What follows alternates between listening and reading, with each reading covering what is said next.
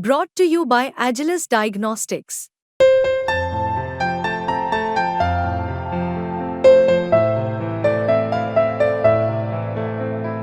Agilus Diagnostics.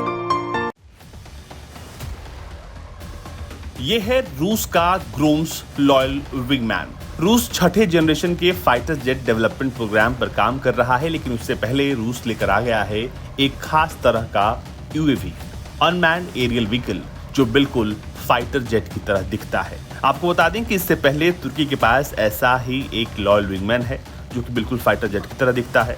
तुर्की नहीं बल्कि ऐसा कई देशों के पास है, लेकिन अब जो हम आपको दिखा रहे हैं वो बेहद खास है। ये रूस की छठे जनरेशन का फाइटर जेट कहा जा रहा है, grooms loyal wingman. Army arms fair में इस बार ग्रोम्स को दिखाया गया, लेकिन ग्रोम्स बहुत अलग है। ग्रोम्स की इस बार कोटिंग, पेंट, सब कुछ एक ऑपरेशनल फाइटर जेट वाली दिखाई गई, जिसमें वो सुखोई 35 और सुखोई 57 के साथ उड़ता हुआ जल्द दिखाई देगा।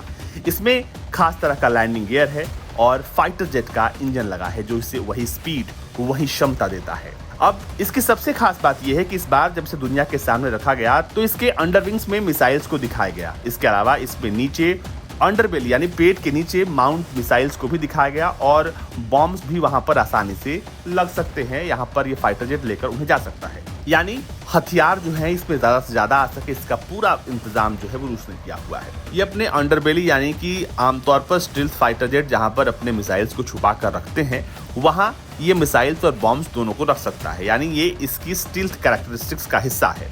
यानी जब भी इसे स्टील्थ मोड में इसका इस्तेमाल करना होगा, तब आमतौर पर इसके अंडरबेली में मिसाइल्स और बॉम्ब्स को रखा जाएगा और आमतौर पर इसके विंग्स के नीचे भी मिसाइल्स को लगाया जा सकता है। इसे बनाने वाली क्रोनस्टैट कंपनी जो है वो रूस की है और वो कहती है कि ये बेहद खतरनाक और एक high speed strike unmanned aerial vehicle है। ये किसी भी फाइटर जेट के साथ सिंक्रोनाइज होकर काम करेगा और खासतौर पर ऐसे खास मिशंस के लिए इसे बनाया गया है जहां पर फाइटर जेट को नहीं भेजा जा सकता है, या फिर ये कह लें कि जहां पर इंसान को नहीं भेजना है वहां पर भेजकर काम को अंजाम देने के लिए इस खास तरह के यूएवी को रूस ने डिजाइन किया है। ये बिल्कुल विंगमैन की तरह काम करेगा, यानी सुखोई 35 और 57 के साथ ये उड़ेगा, उनके साथ उड़ान भरेगा और उनसे पहले और उनसे आगे रहकर ये दुश्मन के पूरे इलाके को पहले तो देखेगा, जांचेगा और फिर उन पर हमला भी कर सकता है। यानी एक फाइटर जेट किसी इलाके में जाए उससे पहले ग्रोम्स उस इलाके में जाकर तबाही मचा सकता है। ग्रोम्स को खास तरह के तकनीक से बनाया गया है, इसमें बेहद अत्याधुनिक तकनीकों का इस्तेमाल किया गया है। इसके पेलोड को इतना रखा गया है ताकि ये किसी भी जमीनी टारगेट को आसानी से खत्म कर दे। इसके अलावा ये ऑपरेशनल डेप्थ और प्रिसीजन वेपन्स को लेकर अपने साथ उड़ान भरेगा, खास तौर पर ऐसे मिशन जहां पर एयर डिफेंस सिस्टम्स का पता लगाना हो या फिर उन्हें खत्म करना हो। इसके लिए ग्रोम्स को खास तौर पर बनाया गया है। ऐसे में इस खास अनमैन्ड एरियल व्हीकल के लिए एक अलग तरह के पेलोड को जो है वो रखा जाएगा उस पर, लेकिन इसको लेकर कंपनी ने अभी तक कोई बात नहीं कही है कि आखिर कितना पेलोड ये लेकर जा सकता है।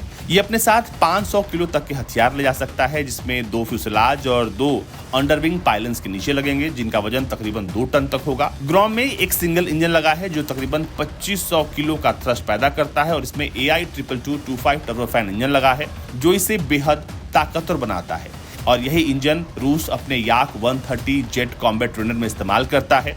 अब इसका मैक्सिमम टेक ऑफ वेट जो है वो 7000 किलो का है और ये मैक्सिमम 2000 किलो तक का पेलोड लेकर आसानी से उड़ान भर सकता है।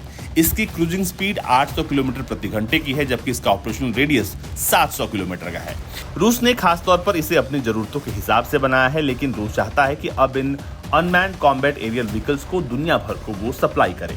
इसे बनाने वाली दूसरी कंपनी का नाम क्रोनस्टैट है और इस बार आर्मी फोरम 2024 में इसे दुनिया के सामने रखा गया, इसकी खूबियों को सामने रखा गया और इसे देखकर दूर से आप यही कहेंगे कि ये एक फाइटर जेट है। पर आपको फिर से एक बार बता दें कि ये बिल्कुल फाइटर जेट नहीं है, ये एक अनमैन्ड एरियल व्हीकल है। इसकी मैक्सिमम स्पीड बताई जा रही है कि 1000 किलोमीटर तक हो सकती है। कंपनी ने अब तक जो डेटा दिखाया है उसके मुताबिक इसकी क्षमता बेजोड़ है। पर आपको बता दें कि सबसे अहम बात यह है कि इस वक्त रूस अपने सुखोई 35 और 57 दोनों फाइटर जेट्स का इस्तेमाल जिस तरह के मिशन के लिए करता है, वैसे मिशन के लिए इस तरह के अनमैन्ड एरियल व्हीकल जो है वो बेहद अनुकूल हैं और ऐसे अनमैन्ड एरियल व्हीकल के आने से रूस के फाइटर पायलट्स की जान के नुकसान या फिर जान को खतरा बेहद कम होगा।